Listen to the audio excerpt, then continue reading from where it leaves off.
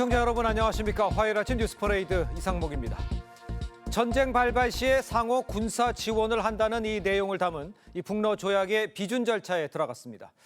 6월 푸틴 러시아 대통령의 북한 방문 당시 맺은 협정인데 이 북러 양측이 비준서를 교환하면 조약의 효력이 실제로 발생을 합니다. 첫 소식 이광희 기자입니다. 6월 김정은 북한 국무위원장이 국빈 방문한 푸틴 러시아 대통령을 숙소까지 직접 안내하며 극진히 대접합니다.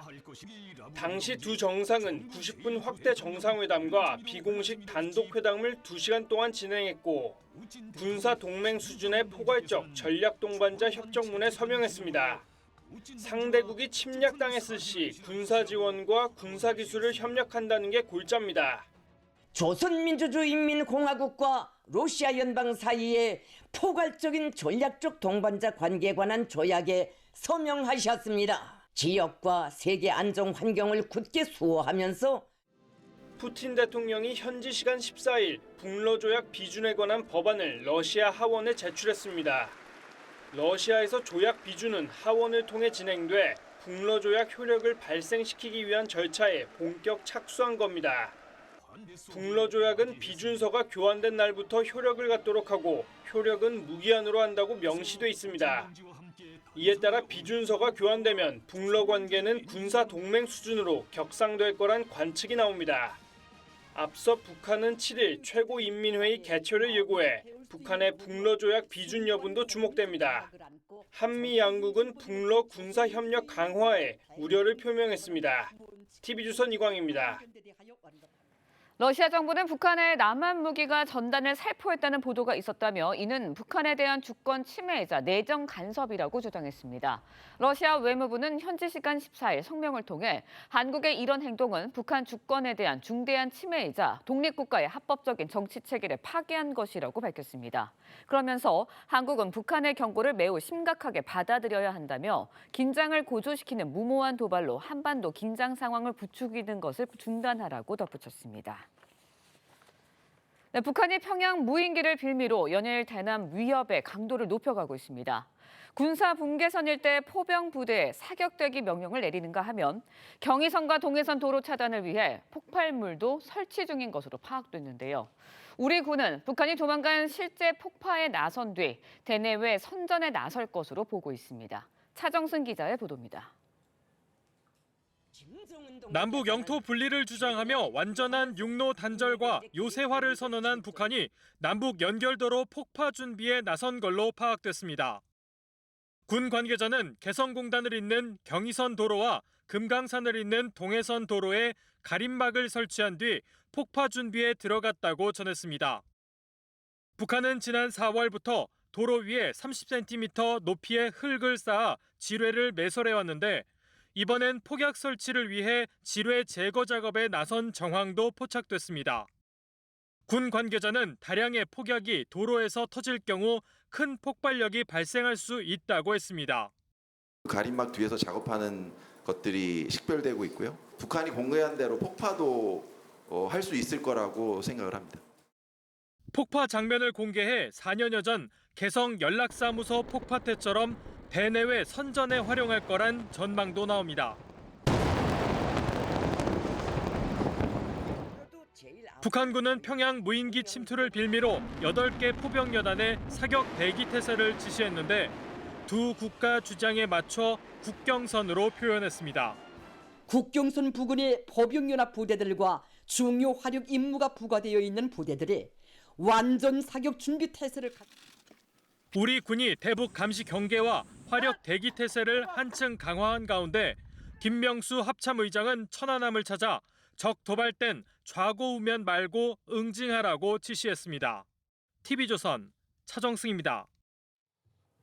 자, 지금 전해드린 대로 북한이 이 포병부대 사격 준비 태세를 지시한 데 이어서 이 남북 연결 도로와 철도를 폭파시킬 준비를 하고 있는 것으로 파악이 됐습니다. 네, 관련 내용 김열수 한국군사문제연구원 안보전략실장과 함께 자세히 짚어보도록 하겠습니다. 네. 안녕하세요. 안녕하세요. 자, 일단 먼저 북한이 남북을 잇는 이 경의선과 동해선을 폭파한다, 네. 이런 하겠다. 이런 의도는 아까 차정승 기자의 리포트도 있었습니다만 좀 설명을 해주셔야 될 것 같아요. 제가 볼 때는 한 네 가지 목적과 의도가 있다라고 봅니다. 예. 첫 번째는 이제 국제 사회를 향한 이제 의도가 있다라고 보는데. 네. 북한이 이제 작년 연말부터 계속해서 두 국가론을 얘기를 했잖아요. 그렇습니다. 그런데 뭐 국제사회에서는 이게 무슨 소리냐, 그냥 여전히 남한, 북한 이렇게 서드 코리아, 뭐 노드 코리아 이렇게만 얘기한단 말이죠. 예. 그러니까 이번에 아주 쇼를 한번 제대로 좀 해서 이게 완전히 두 국가다라고 하는 것을 한번 보여주고 싶다는 그런 생각이 있을 거고요. 네. 한국에 대해서는 남북관계 단절 조치를 지금까지 취해왔지만 아주 결정적인 조치를 이번 기회를 통해서 취하겠다라고 하는 것을 보여주는 거고요.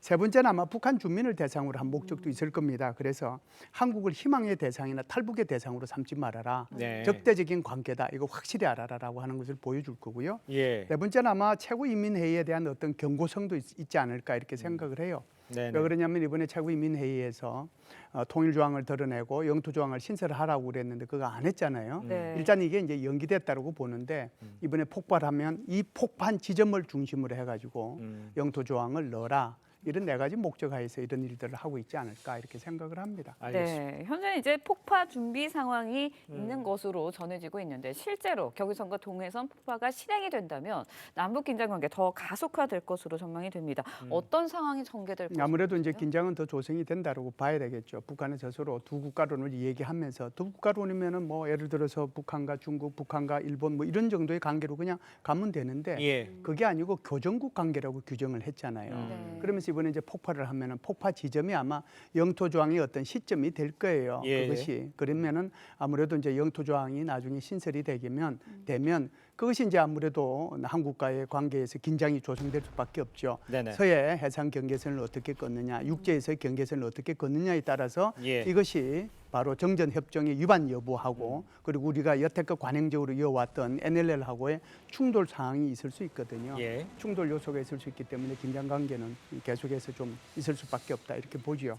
알겠습니다. 지금 네. 실장님 얘기를 쭉 들어보면 네. 지금 동해선이라든가 이 철도로 같은 건 폭파하는 건 보여줄 것도 있고 내부 단속도 해야 되니까 실행할 것 같아 보인다는 얘기로 들리고는 있는데 그렇죠. 이런 것들이 그러면 지금 우리가 무인기 같은 것이 이제 평양의 대공망이 뚫렸다. 네. 여기에 굉장히 반발하고 있는 모습입니까? 어떻게 봐야 됩니까? 네, 지금 말씀하신 대로 그것이 하나의 촉발 요소는 될 수 있죠. 예. 울고 싶은데 빤맞은 격이라고 저는 그렇게 생각을 해요. 예. 그래서 이렇게 긴장 관계를 높이는 것은 세 가지 목적이 있습니다. 첫 번째는 우선 체제가 좀 지금 상당히 불안정하다라고 얘기하잖아요. 그렇기 때문에 주민을 통제하고 적개심을 고취시키고 체제를 예. 단결시키겠다는 그런 목적이 하나 있고요. 네. 두 번째는 이제 미국 대선이 3주 앞으로 딱 다가왔습니다. 그렇죠. 그런데 그럼에도 불구하고 미국의 대선 후보들이 북한 문제나 이런 것들이 의제의 중요한 그 우선순위에 놓지 않고 있단 말이죠. 네네. 그래서 거기에 대한 이제 관심을 촉구시키겠다는 그런 목적이 하나 있을 거고요. 음. 세 번째는 아무래도 남남 갈등에 초점이 있을 겁니다. 그래서 이런 긴장을 조성함으로써 윤석열 정부를 아주 곤란하게 만들고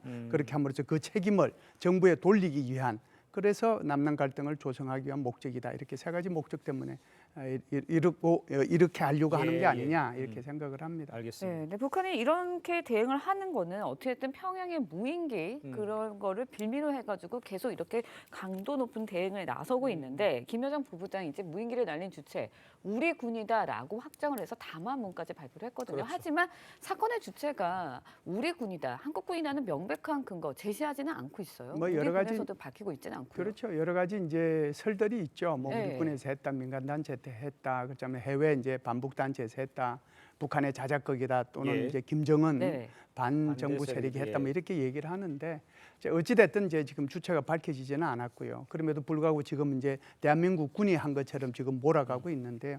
사실은 김여정이가 담화를 지금 세 번째 11일, 12일, 13일, 뭐 14일 뭐 연속적으로 담화를 발표한다고 해도 과언이 아닌데 12일 담화를 한번 제가 잠시만 읽어드릴게요. 네네. 네. 이렇게 얘기를 해요. 김여정이가 12일 날 담화한 거 보면 네. 한국의 민간단체에서 날려보내는 무인기가 국경을 넘나들도록 한국 군부가 식별조차 못했다라고 하면 문제거리다. 두 번째는요.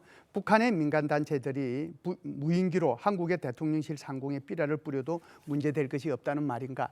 제가 이 두 문장을 읽어드린 이유는요. 예. 김여정이가 12일 날 담화문을 발표할 때만 하더라도 마치 한국의 민간 단체가 보낸 것처럼 이렇게 얘기를 하다가 급하게 그걸 수정을 해요.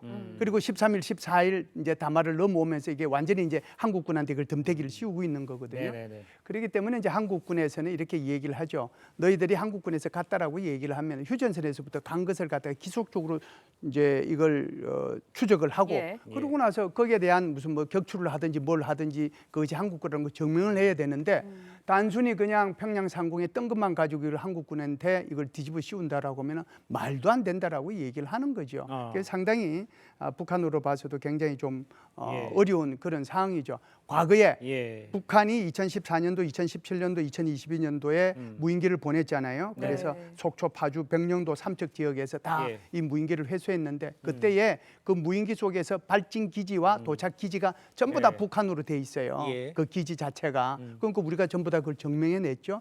2022년도에서는 어떻게 했어요? 12월 달에 북한의 무인기가 휴전선을 통해서 넘어왔을 때 그때부터 그냥 생중계하다시피 생중계를 했잖아요. 그러면 이것이 확실히 북한 무인기라고 하는 것을 갖다가 우리가 증명해낸 거잖아요. 북한은 그런 것들도 하나도 없이 그냥 북한의 그 평양 상공에 무인기가 떴다는 것만 가지고 한국군을 지금 여기 지목해가지고 그 책임을 뒤집어 씌우는 거죠. 알겠습니다. 네. 일단 북한이 얘기하는 것은 또다시 이런 일이 있으면은 보복하겠다는 거잖아요. 네네. 근데 지금 저희가 알고 있기로 지금 남북 간의 한 라인 지금 끊어진 상태죠. 네네. 그렇다면 뭔가 좀 우발적인 충돌이 일어날 가능성도 있다고 봐야 되는 거 아닙니까? 뭐 전혀 없는 거는 아닌데요. 이제 여기에 보면 13일 담화자를 또 주목해야 될 필요가 있어요. 김여정의. 그 김여정이 말 속에 제가 볼 때는 전부 다 답이 있다라고 생각을 해요. 13일 담화는 이렇게 나옵니다. 재발 방지에 대한 보장을 해라. 그 얘기거든요. 그러니까 북한군 스스로가 지금 소위 말하는 8개 포병 여단에 대한 전투 준비 태세 지시를 내림과 동시에 13일자 김여정 담화에서는 이런 무인기 침투에 대한 재발 방지를 한국이 보장을 해라. 그러니까 이런 민간 단체든 어디든 이걸 보내지 않도록 너희들이 단속을 잘해라 이런 뜻이거든요. 그런 면에서 보면 이것이 뭐 굉장히 큰 우발적 충돌이나 군사적 충돌로 갈 가능성은 그렇게 높지는 않다 이렇게 봅니다. 알겠습니다. 자, 오늘 말씀은 여기까지 듣겠습니다. 고맙습니다. 고맙습니다. 네, 서울시 교육감과 4개 지역 기초단체장을 뽑는 이 재보궐선거 하루 앞으로 다가왔습니다. 국민의힘은 민주당 막말을 표로 응징해달라고 호소했고 민주당은 정권 심판론으로 맞불을 놓는 등 여야가 막판 총력을 기울이고 있습니다. 차정승 기자의 보도입니다. 국민의힘 한동훈 대표는 오늘 부산을 찾아 1박 2일 동안 막판 선거 지원에 나설 계획입니다. 지난달 11일 부산대 인근에서 열린 격차 해소 특위 참석을 시작으로 부산 금정구에만 총 6번 방문하는 셈입니다. 국민의힘은 김재윤 전 부산 금정구청장 사망으로 치러지는 이번 선거를 혈세 낭비로 표현한 민주당 김영배 의원을 국회 윤리특위에 제소하는 등 대야 공세를 이어갔습니다. 이게 우발적인 거라면 그 선거 유세 현장에서 왜 아무도 말리지 않았습니까? 정치 선전이나 선동의 도구로만 여기는 것 같아요. 민주당은 이번 재보궐선거가 4월 총선에 이은 2차 정권심판 선거라며 표심을 호소하고 있습니다. 야당은 여권 텃밭으로 불리는 부산에서 승리하면 한 대표는 물론 윤석열 대통령에게도 치명타가 될 수 있을 걸로 보고 총력을 기울이는 모습입니다. 많은 투표를 통해서 우리 국민이 나라의 주인임을 또 국민이 어떤 세상을 원하는 것임을 꼭 보여주시길 부탁드립니다. 하지만 민주당 이재명 대표는 오늘 대장동 개발 의혹 관련 재판이 예정돼 있어 직접 유세는 힘들 전망입니다. 대신 조국혁신당 조국 대표에게 금정 지원 유세에 나서줄 것을 요청했습니다. TV조선 차정승입니다.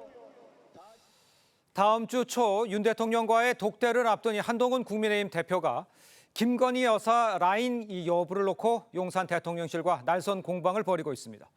한 대표는 김 여사가 공적인 지위가 없는 만큼 그런 라인이 있어서는 안 된다고 말을 했고 대통령실은 비선 조직은 없다고 반박을 했습니다. 이정민 기자입니다. 국민의힘 한동훈 대표가 또다시 김건희 여사를 겨냥했습니다. 공적 지위가 있는 사람이 아니잖아요. 그런 분의 라인이 존재한다고 국민들께서 오해하시고 신뢰에 도움이 되지 않는다고 생각해요. 사흘 전 언급한 대통령실 인적 쇄신 필요성이 사실상 김 여사 라인 정리를 요구한 것임을 확인한 셈입니다. 친한계는 한 대표가 대통령 독대를 앞두고 김 여사 라인 인적 쇄신을 주요 의제로 삼겠다는 의지를 드러낸 것으로 보고 있습니다. 정확히 뭘 하고 있는지에 대한 명확한 설명을 하든지 그래서 인사 조치를 하든지 이렇게 정리를 좀 용산에서 해주면 좋겠다는 거예요. 대통령실은 비선 조직은 없다고 반박했습니다. 대통령실 고위 관계자는 여사 라인이 어딨냐며 최종 인사 결정권자는 대통령이고 오직 대통령 라인만 있다고 했습니다. 친한계 인사들이 김 여사 주변 5명에서 7명을 라인으로 규정한 데 대해 친윤계 권성동 의원은 한 대표 주변 인사들에게 도곡동 7인회라는 표현을 쓰며 인적 쇄신은 대표실이 우선이라고 반박했습니다. 여당 내에선 한 대표가 재보궐 선거를 앞두고 민심에 반응한다는 평가와 함께 대통령 독대 전 갈등을 증폭시킨다는 우려도 나옵니다. TV조선 이정은입니다. 네, 민주당 양문석 의원이 김건희 여사 앞에서 공연한 이 국악인들을 기생에 빗댄 발언에 대해서 사과했습니다. 양문석 의원은 국악인들이 규탄 기자회견을 열고 비판 여론이 커지자 해당 발언 나흘 만에 고개를 숙인 겁니다. 조유준 기자입니다. 민주당 양문석 의원은 어젯밤 페이스북에 국가무형문화재 예능전승자들께 진심으로 사죄드립니다는 글을 올렸습니다. 10일 국회 문화체육관광위 국정감사에서 기생집 발언을 해 논란이 된 지 나흘 만입니다. 양 의원은 국가무형문화재 원로들께서 기생집이란 단어와 그 파생적 의미에 대해 모욕감을 느끼며 제게 사과를 요구하는 기자회견을 보며 가슴이 아팠다고 말했습니다. 이어 너무 거칠었다는 지적을 무겁게 받아들이고 신중하지 못했음을 반성한다고 밝혔습니다. 앞서 양 의원은 지난해 4월 김건희 여사와 무형유산 관계자들의 청와대 오찬 간담회 당시 국악인이 공연한 것을 두고 기생집이란 표현을 쓰며 비판했습니다. 이분들이 기생인가요? 그 아까 말씀드린 그러죠. 갑자기 기생집으로 만들어 놓은 거잖아요.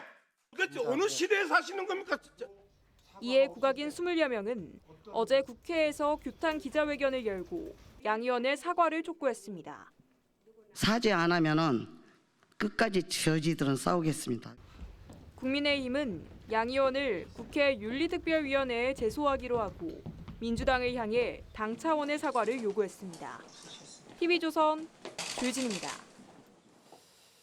자, 전해드린 대로 윤 대통령과의 독대를 앞둔 이 한동훈 대표 연일 김건희 여사 관련 작심 발언을 이어가고 있는 상황입니다. 최병묵 정치평론가 김상일 전 민주당 부대변인과 함께 정치권 소식 자세히 짚어보겠습니다. 안녕하세요. 안녕하십니까. 자, 한동훈 대표 대통령실의 인적 쇄신을 요구한 데 이어서 이른바 김 여사 라인을 직접 겨냥하면서 한층 더 강경한 목소리를 냈습니다. 직접 들어보겠습니다. 김 여사에 대한 그런 국민들의 우려와 걱정을 불식시키기 위한 대통령실의 인적 쇄신이 저는 필요하다고 생각합니다. 공적 지위가 있는 사람이 아니잖아요. 그런 분의 라인이 존재한다고 국민들께서 오해하시고 언론에서 기정사실로 생각하는 것 자체가 저는 국정의 신뢰에 도움이 되지 않는다고 생각해요. 그러니까 그런 라인은 존재하면 안 됩니다. 그걸 지적한 겁니다. 자, 들으신 것처럼 한동훈 대표는 이제 공적 지위가 없는 김 여사 라인을 존재하면 안 된다 이러면서 대통령을 향해서 인적 쇄신을 거듭 촉구하는 모양새죠. 독대를 앞둔 상태에서 공격 수위를 계속 높이고 있는 상황이다 이렇게 보면 되겠습니까? 그렇죠. 우선 첫 번째는 이제 내일 보궐선거가 있잖아요. 보궐선거를 앞두고 이 김건희 여사에 대한 그 여론의 부담이 워낙 크다 보니까 이제 그 부분에 대한 공세의 수위를 높이는 것으로 좀 지지율을 회복해 보겠다 하는 측면이 있는 것 같고요. 그다음에 이제 워낙 나빠서 여권 전체가 지금 굉장한 부담을 안고 있거든요. 그렇죠. 그러니까 이 문제에 대한 해법을 어떤 식으로든 그 국민 앞에 제시를 해야 되는데 그런 차원에서 한동훈 대표가 이제 김건희 여사 라인이라고 소위 인터넷 매체 뭐 일부 유튜버들 사이에서 오고 가는 내용들이 있어요. 예. 이제 그 내용들을 좀 이렇게 그 차용을 해서 네. 대통령실한테 좀 뭐 결자 해지 비슷한 그런 이제 해법을 요구하고 있는 그런 상황으로 보입니다. 알겠습니다. 이런 상황인데 이제 침묵하던 대통령실도요. 어제 입장을 냈는데 대통령실엔 오직 대통령 라인만 있을 뿐 여사 라인 같은 건 없다 이렇게 일축을 했습니다. 이 반박에 대해서는 어떻게 해석을 하세요? 저게 대표적인 불통의 모습인 거예요. 그렇습니까? 소통하는 모습이라면 왜 그런 오해를 가지고 있는지 이런 걸 설명을 해야죠. 네. 그리고 그렇지 않다라는 걸 보여줘야죠. 예. 근데 지금 현재 국민 인식이 김건희 여사 라인이 있다고 느끼고 있어요. 네네. 국민 인식입니다, 이게. 그러면 이걸 해소해 주려고 해야지 없어. 왜 그래? 이러고 혼내듯이 가르치듯이 하는 건 안 맞고요. 예. 더더군다나 한동훈 대표가 얘기했잖아요. 언론이라든가 정치권에서는요. 네네. 이게 퍼져 있어요. 왜 퍼져 있겠습니까? 이런 것들은 소위 말해서 뭐 기자분들이 보고하는 정보 보고가 일부 흘러나오기도 하고 또 이렇게 지라시라고 하는 데서 또 회자되기도 하고 이런 것들이 있거든요. 예. 그러면은 그런 것들이 왜 나오는지 투명하지 못하기 때문에 그런 것은 아닌지 되돌아보고 네네. 정리를 할 필요가 있으면 정리를 빨리 하는 게 정권을 유지해 나가고 국정 운영을 제대로 할 수 있는 기반이 될 수 있다 이렇게 생각합니다. 그러니까 지금 얘기하시는 거는 단칼에 없어 이 정도가 아니라 진짜 벌어지고 있는 현상에 대해서 어느 정도 좀 뭐라고 그럴까요? 진실에 대해서 얘기를 해야 되는 이런 얘기처럼 들리는데 그건 아니 근데 이제 그 진실이 따로 있다는 걸 그건 전제로 하는 얘기잖아요. 그렇군요. 예. 저는 그렇게 보지는 않아요. 그렇습니까? 무슨 얘기냐면 대통령실에 김건희 여사와 친하다는 비서관이나 행정관 이름이 지금 돌아다녀요 실제. 예. 그리고 그 사람들 중에 일부가 친한 것도 사실이고요. 그러니까. 그러면 그렇다고 해서 그거를 김건희 여사 라인이다. 이렇게 얘기할 수 있느냐? 저는 그렇게 생각 안 합니다. 네네. 왜 그러냐면 예. 과거의 사례도 보면 예. 청와대나 이런 데에 그 대통령이 모르는 사람이 들어갔다가 며칠 만에 쫓겨난 경우도 있었어요. 그건 무슨 얘기냐면 누군가가 그 청와대 쪽에 그 사람을 임명을 했단 말이죠. 근데 대통령이 몰라요. 그럼 대통령이 그 사람 바로 쫓아낼 수 있어요. 그렇기 때문에 설령 김건희 여사 라인이라는 것이 있다고 치더라도 네. 윤석열 대통령이 이 사람 누구냐라고 했을 때 의문을 품었으면 그 사람은 나가게 돼 있어요. 그런 점에서 저는 용산 대통령실에서 자, 대통령실에는 대통령 라인만 있다 이렇게 얘기는 할 수는 있어요. 그건 일종의 근데 형식 논리에 불과한 거죠. 그러나 이제 그 이미 많이 퍼져 있기 때문에 김건희 여사 라인이다 뭐 이런 얘기들이 그러면 그걸 불식시키기 위한 어떤 정무적 조치를 취할 필요는 저는 있다고 생각을 합니다. 예. 근데 제가 국민들 입장에서 보면은 예를 들어서 지난번 박영선 전 장관 총리 설 그 얘기 때도 있었죠. 그렇고 예. 이게 그러면은 기자들이 취재하거나 국민들이 알고 싶을 때 딱 그 직무와 직제에 맞게 이것이 해소가 되느냐? 그렇지가 않잖아요. 직무와 직제가 다른 쪽에서 이야기가 나오고 영향력이 있는 것처럼 보여지는 사건 사고들이 뭐 사건 사고라 그러니까 좀 뭐 부정적으로 들릴 수 있지만 어떤 이벤트들이 발생하잖아요. 네. 그러면 그런 부분은 국민들한테 해소해줄 의무가 당연히 있는 거 아니겠습니까? 예. 국민이 오해하는 게 국민 잘못입니까? 그건 아니죠. 그 지금 지적하신 부분들이 저희도 이제 기억을 해보면 당시에 박영선 총리, 양정철 비서실장 설. 이 설이 나왔는데 대답을 줬던 사람은 그 당시 비서관이었나 행정관이었잖아요. 그 라인에 공식 라인에 있는 사람이 아닌 사람이 이 얘기를 하면서 문제가 불거졌던 거잖아요. 근데 그 당시에 TV조선이 저 인사를 특종을 했잖아요. 잘 아실 거 아니겠습니까? 제가 알기로도 지금 그 신지호 부총장이 얘기하는 이른바 김건희 여사 라인이 그 기사의 진원지다라는 부분에 저는 동의 안 해요. 그렇습니까? 저는 동의 안 합니다. 그런 점에서 본다면 그 팩트 자체가 잘못된 거예요. 그렇습니까? 저는 그렇게 생각을 하기 때문에 지금 잘못된 팩트를 가지고 김건희 여사 라인 이렇게 얘기하는 거는 그거는 문제를 잘못 짚은 거라고 보고요. 물론 그렇게 소문이 나 있는 사람들이 있어요. 그 부분에 대해 제가 그래서 정무적 조치를 얘기하는 겁니다. 소문이 나 있는 사람은 설령 사실과 다르다 할지라도 그거를 그 정치적으로 해결해야 할 의무가 또 윤석열 대통령한테 있는 거예요. 그러나 그렇다고 해서 지금 한동훈 대표처럼 공개적으로 지금 실체가 확인되지 않은 이 사실에 대해서 용산에 뭔가를 압박하듯이 요구하는 그 방식 이것도 저는 적절치 않다고 생각합니다. 그러면 제가 이렇게 여쭤볼게요. 지금 다음 주 초에 만날 거지 않습니까? 네. 양쪽이 다 신경이 좀 날카로워져 있는 상황에서 그렇죠. 한동훈 대표는 요구하는 게 이미 다 공개됐어요. 그렇다면 뭔가 성과를 얻을 수 있겠습니까? 제가 보기에는 예. 우선 그 10월 16일 재보궐선거 이후로 독대 날짜를 잡은 것, 그렇죠. 이거부터 시작을 해서 예. 여러 가지 그 한동훈 대표의 요구 사항이 다 드러나 있지만 네. 아마 윤 대통령이 그걸 받아줄 가능성 별로 높지 않다고 봅니다. 그렇습니까? 그 이유는 예. 그 사실 이게 제가 지금 말씀드렸듯이 별로 실체가 없어요. 그렇기 때문에 예. 이 실체에 대해서 뭐 예를 들어서 뭐 김대남 씨가 그런 식으로 얘기했다, 뭐 십상시 얘기했다 이런 얘기를 하잖아요. 네네. 김대남 씨는 청와대에서 사실상 배제된 사람입니다. 배제된 사람은 그 원인을 늘 남 탓으로 돌려요. 네네. 그러니까 내가 뭐 김건희 여사 라인 때문에 쫓겨났다 이런 식으로 본인이 판단하고 있는 것으로 보여요. 예. 그건 사실은 아니죠. 그런 점에서 본다면 이 실체에 대한 규명이 없이 예. 윤석열 대통령이 그냥 한동훈 대표가 요구한다고 뭐 이 사람을 요구하니까 그 용산 대통령실에서 배제한다 이런 건 있을 수 없는데 그러면 그렇게 한다고 해서 용산 대통령실은 정무적 조치를 끝냈다고 보느냐? 또 그건 아니거든요. 국민들이 그렇게 생각하지 않는 사람들이 워낙 많기 때문에 예. 그에 대한 별도의 조치도 필요하다고 생각합니다. 알겠습니다. 자, 이런 상황에서 이제 어제 공수처를 대상으로 한 이 법사위 국감에서도요, 김 여사 문제를 놓고 여야의 격돌이 이어졌습니다. 영상 보고 이야기를 이어가겠습니다. 김건희 압수수색 했습니까? 용산 대통령실은 언제 압수수색하렵니까? 이러니까 진짜 공수의 공수처란 말이 나오는 겁니다. 공수처가 이때 결연하게 나서야 할 때입니다. 인력 타령할 때가 아닙니다.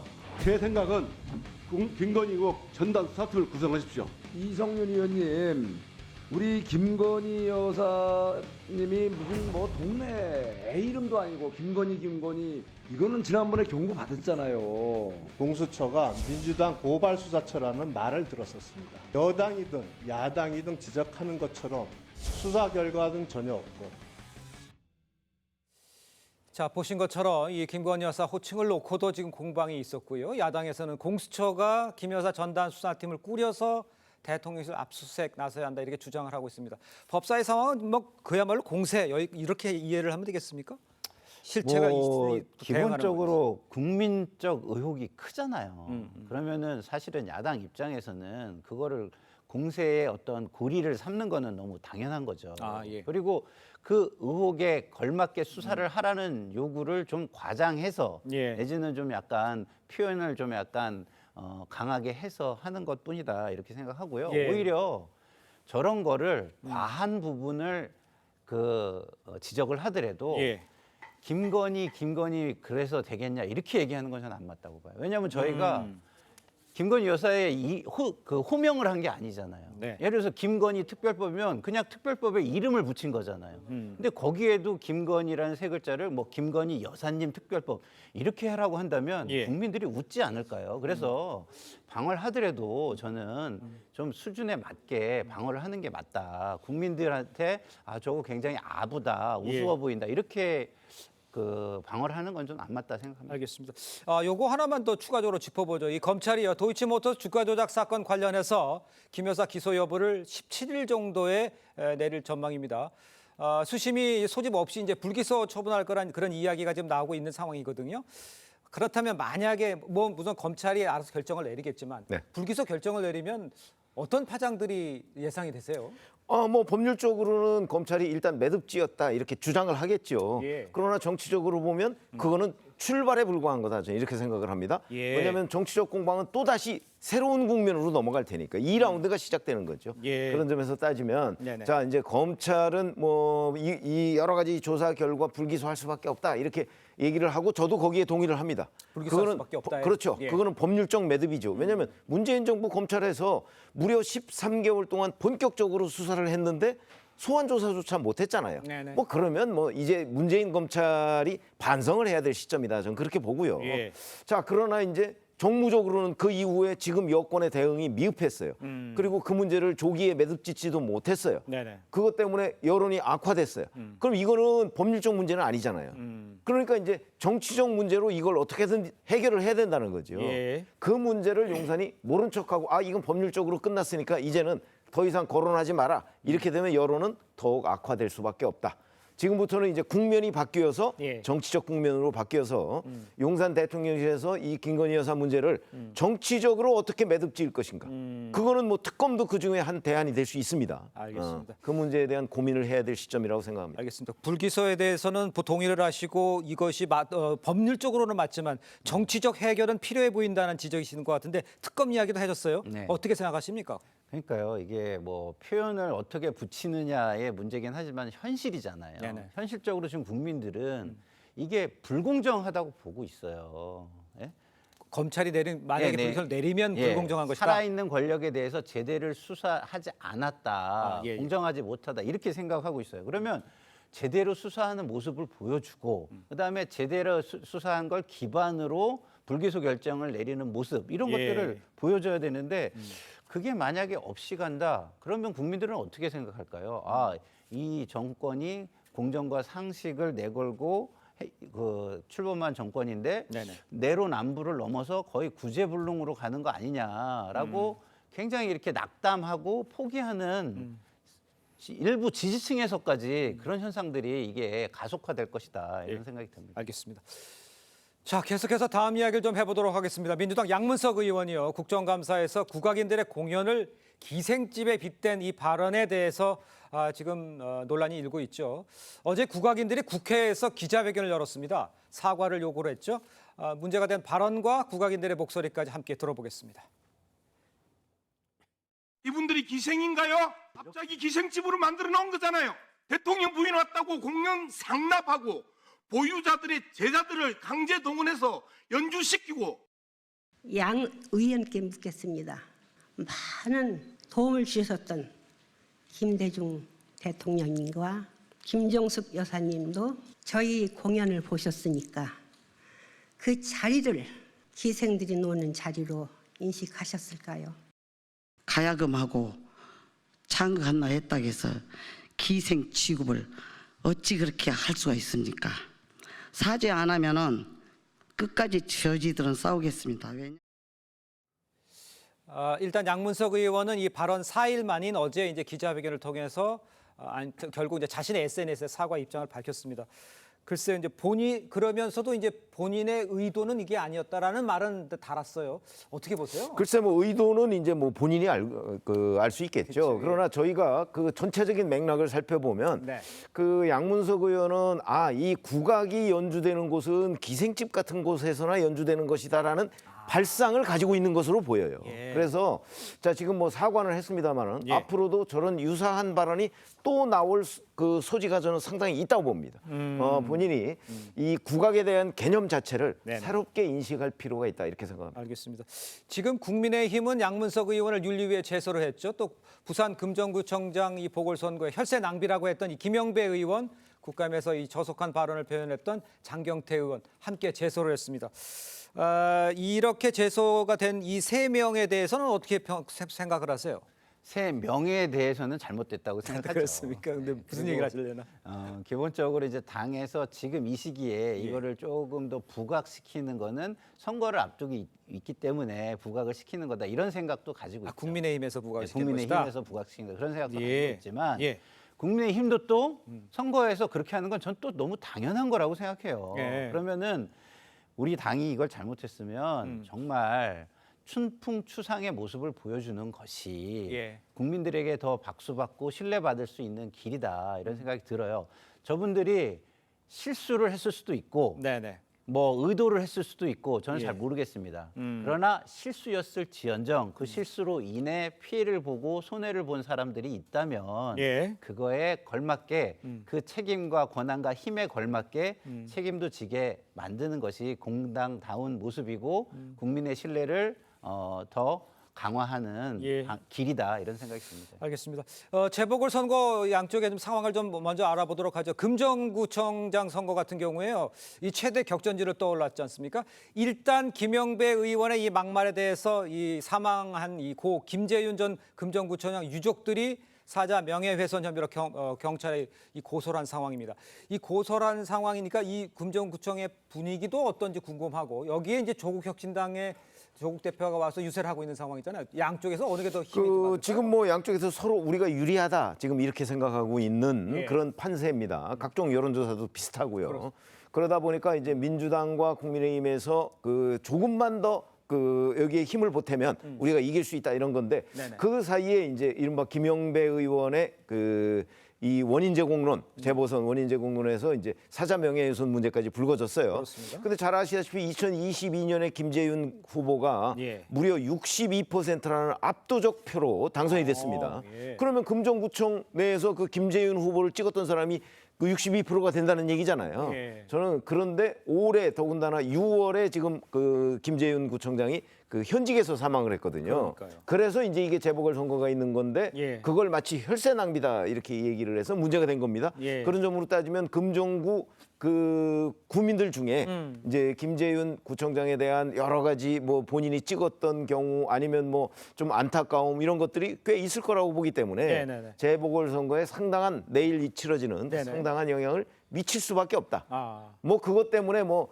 그 없던 그 뒤지는 판세가 완전히 뒤엎어진다 뭐 이렇게 아니다. 우리가 단정할 수는 없지만 네네. 영향은 미칠 것이다 이렇게 봅니다. 알겠습니다. 그러면 야권 단일화를 이뤘고 그다음에 조국 혁신단 대표가 부산이잖아요. 네. 지원 유세 나선 거 이건 좀 도움이 되겠습니까?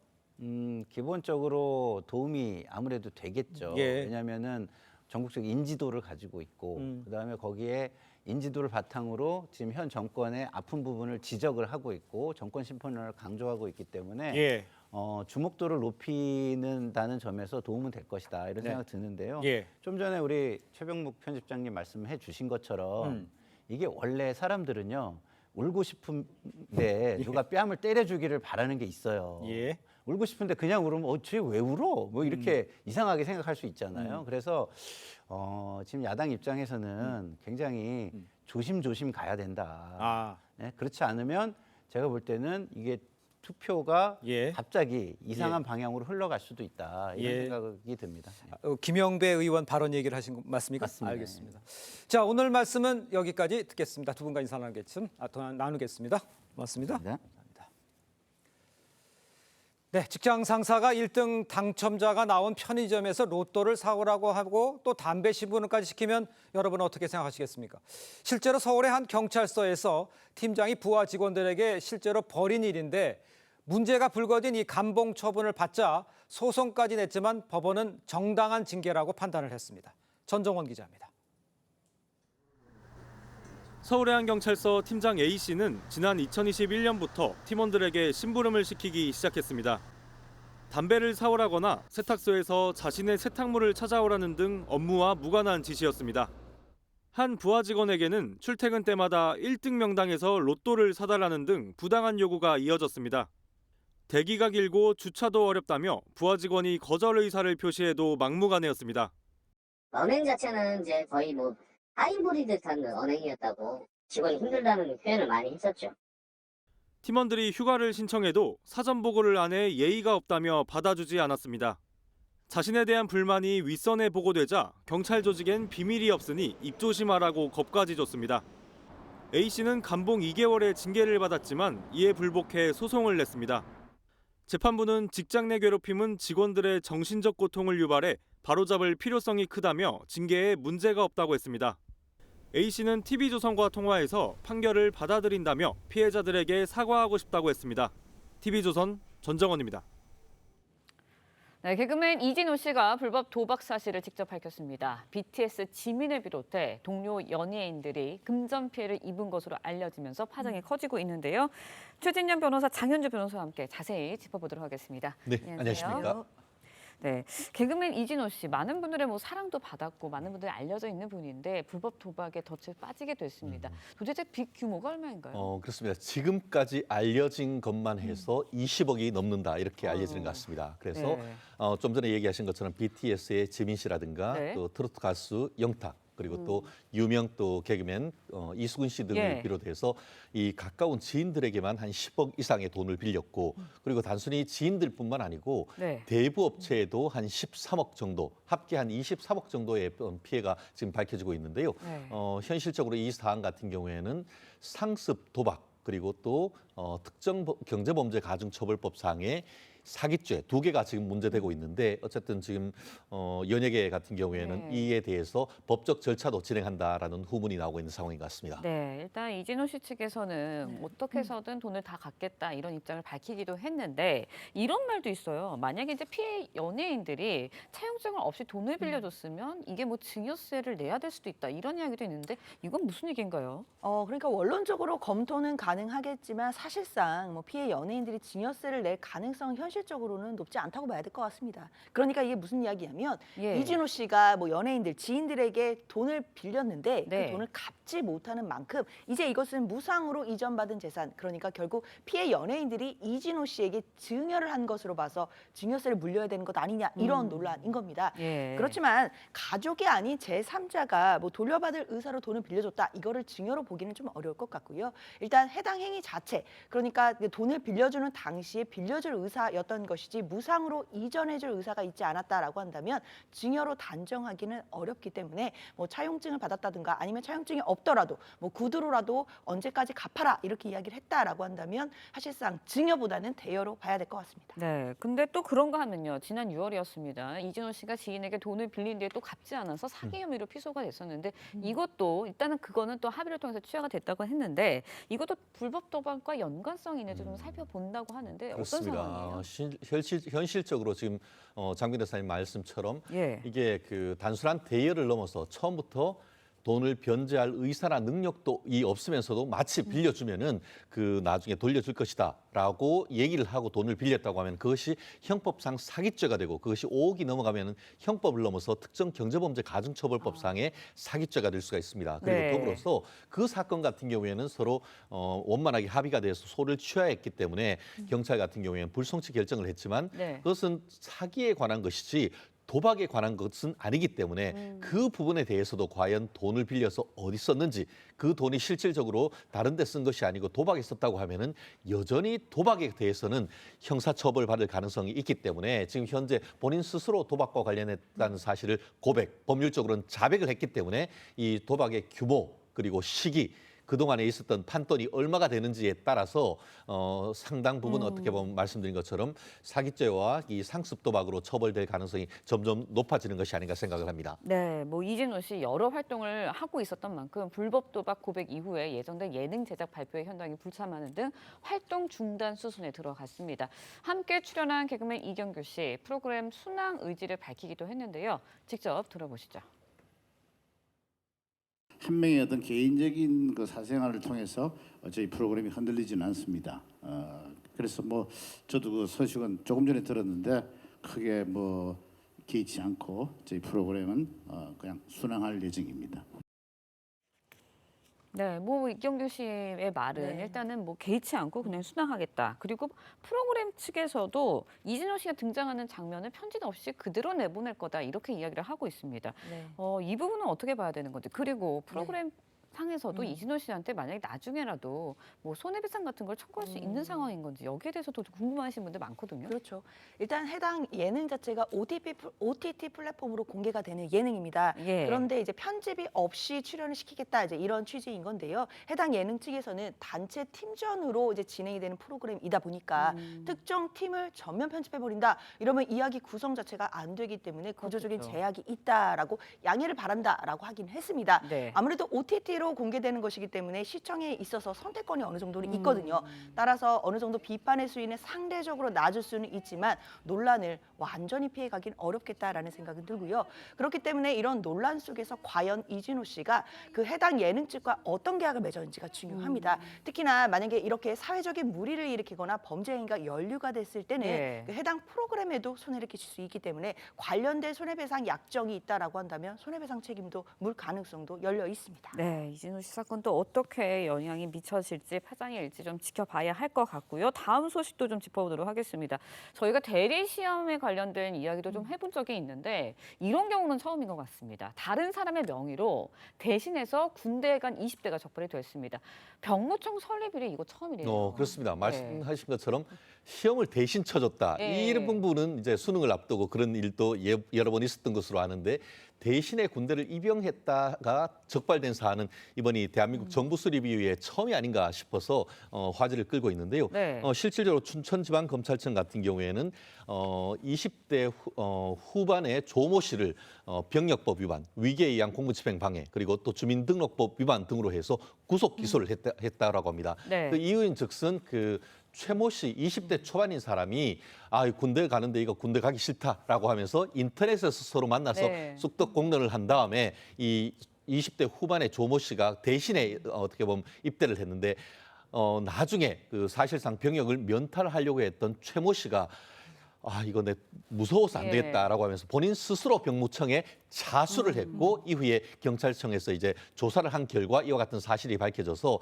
지금 실질적으로 군대에서 3개월째 복무를 하던 사람은 이 군 검찰에 구속돼서 이번에 그 기소되는 것이고 지금 병역 면탈을 하려고 했던 최모 씨 같은 경우에는 현재 지금 조사를 받고 있는데 이 부분 같은 경우에도 아마 불구속이지만 상태에서 재판에 넘겨질 가능성이 높은 것 같습니다. 네, 대리 입영 사건 정말 사상 초유의 일인 것 같습니다. 웃지 못할 일이 정말 벌어진 것 같은데 왜 대리 입영을 하게 된 건가요? 사실 이유가 굉장히 궁금했는데요. 네. 돈 때문이었습니다. 이 두 사람이 온라인 커뮤니티에서 만나서 병사 월급을 반씩 나누기로 했다는 건데요. 네. 그러니까 월급이 요새 좀 많이 올라서 이병이 64만 원, 일병은 80만 원, 상병은 100만 원, 병장은 125만 원이거든요. 두 사람은 별다른 직업이 지금 없던 상태였기 때문에 한 명이 군대에 가고 월급을 반으로 나누기로 한 겁니다. 그러면서 이제 대리 입영했던 조 씨는 병사 월급이 예전처럼 적지 않고 의식주를 해결하기 위해서 입영했다라고 밝혔는데요.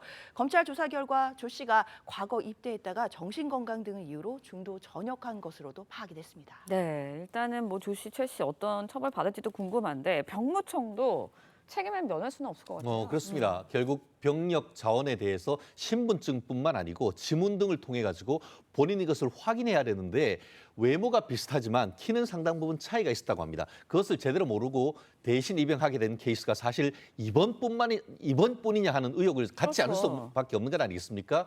앞으로도 그 입영하는 사람들의 신분 확인 이런 부분을 명확하게 해야 되고 그 원인이 뭔지에 대해서 확인한 다음에 대책을 분명히 내놔야 될 것 같습니다. 네, 알겠습니다. 오늘 두 분 변호사님 말씀 여기까지 듣도록 하겠습니다. 고맙습니다.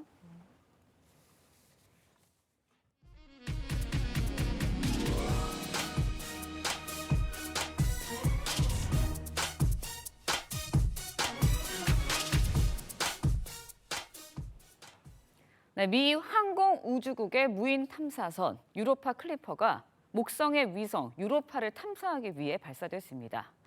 앞으로 5년 반 동안 이동을 해서 2030년 목성 궤도에 올라 유로파의 생명체가 살 수 있을지 등의 환경을 조사할 예정입니다. 이정민 기자의 보도입니다. 3, 2, 1, ignition, and liftoff. 미국 플로리다주 케네디 우주센터에서 현지 시간 14일 미 항공우주국 나사의 무인 탐사선 유로파 클리퍼가 발사됩니다. 로켓은 1시간 만에 태양 궤도에 진입했고 클리퍼 우주선도 로켓 2단과 분리돼 자체 비행과 관제실 교신에도 성공했습니다. There you have it. Confirmation of signal. 탐사선은 목성의 위성 유로파에 생명체가 살 수 있는지 조사하는데 5년 반 동안 약 29억 킬로미터를 이동해 2030년 4월쯤 목성 궤도에 들어설 예정입니다. Clipper is going to tell us if Europa has all of these ingredients for life. So what we learned with Clipper and the habitability of Europa, this is going to pave the way for the future. 달의 90% 크기인 유로파는 표면 15에서 25km의 두꺼운 얼음층 아래 지구 전체 바다보다 2배 많은 물이 존재할 수 있다는 강력한 증거가 발견됐습니다. 이에 따라 생명체가 서식할 환경을 갖췄을 걸로 추정되는데 생명체 필수 구성 요소인 유기화합물이 있을지가 관건입니다. 2034년까지 예정된 탐사를 통해 생명체 서식 조건이 발견되면 태양계와 그 너머에서도 생명체가 존재할 가능성이 열릴 것으로 전문가들은 보고 있습니다. TV조선 이정민입니다.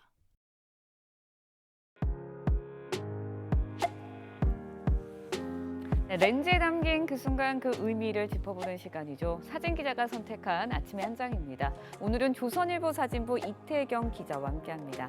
안녕하세요. 오늘 아침에 볼 사진 어떤 건가요? 네, 이탈리아에서 열린 요트 대회인데요. 네. 세계에서 가장 큰 요트 대회 중 하나입니다. 현장 모습 사진으로 만나보겠습니다. 바르콜라나 요트 대회는 매년 10월 이탈리아 트리에스테에서 열립니다. 대회에는 전문 선수는 물론 아마추어들까지 다양한 수준의 사람들과 요트가 참가하는데요. 수천 척의 세일보트가 함께 출항하면서 장관을 연출합니다. 바다는 대규모의 요트와 함께 화려한 축제장이 됩니다. 네, 수천 척의 요트가 바다 위에 떠 있는 모습 정말 장관인데요. 이런 대회가 또 있을까요? 네, 그렇습니다. 또 하나의 큰 요트 대회죠. 아메리카컵인데요. 이름은 아메리카컵이지만 올해는 스페인에서 오는 20일까지 열립니다. 이 대회는 세계 최고 권위의 대회라 불리는 만큼 전문 선수들이 주로 참가하는데요. 앞서 소개드린 바르콜라나가 참가자들의 축제 같은 분위기의 대회라면 아메리카컵은 더 치열한 경쟁이 있는 대회입니다. 국가 간 대결이 있고 여성 대회도 따로 열려 전 세계 요트 팬들에게 큰 사랑을 받고 있습니다. 네, 과감하게 물살을 가르는 요트같이 활기찬 하루 보내시길 바랍니다. 지금까지 아침의 한 장이었습니다. 오늘도 전국 곳곳에 가을비가 내리겠습니다. 현재 대부분 지역에 비구름이 지나고 있는데요. 앞으로 이 비구름은 동쪽으로 빠져나가면서 수도권은 오전에, 그 밖의 지역은 오후까지 비가 이어지겠습니다. 오늘까지 예상되는 강수량은 경남 해안과 제주에 5에서 20mm, 그 밖의 지역은 5mm 안팎의 비가 예상됩니다. 오늘 전국 하늘 흐리다가 밤부터 점차 맑아지겠습니다. 오늘 한낮 기온은 어제보다 1도에서 5도 정도 높겠는데요. 서울과 대전 23도, 대구 24도, 강릉과 부산 25도 예상됩니다. 내일은 동해안에 비가 내리겠고 금요일에 또다시 전국에 비가 내리면서 기온이 부쩍 낮아지겠습니다. 오늘의 날씨 이나일입니다. 네, 이상으로 화요일 뉴스 퍼레이드 마칩니다. 네, 저희는 내일 아침 7시 30분에 다시 찾아뵙겠습니다. 시청해주신 여러분 고맙습니다.